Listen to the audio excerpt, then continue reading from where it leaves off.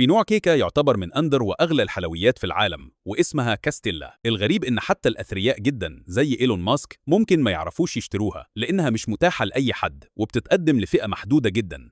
الكيكة دي معروفة بقوامها الخفيف والطري بشكل غير طبيعي، أول ما تدوقها تلاقيها بتسيح في البق. لكن السر الحقيقي في سعرها الخرافي إن إنتاجها محدود جدا لأنها بتتعمل 69 مرة بس خلال السنة كلها، وكمان طريقتها الأصلية متحفظ عليها بسرية شديدة. طريقة تحضيرها محتاجة دقة كبيرة جدا.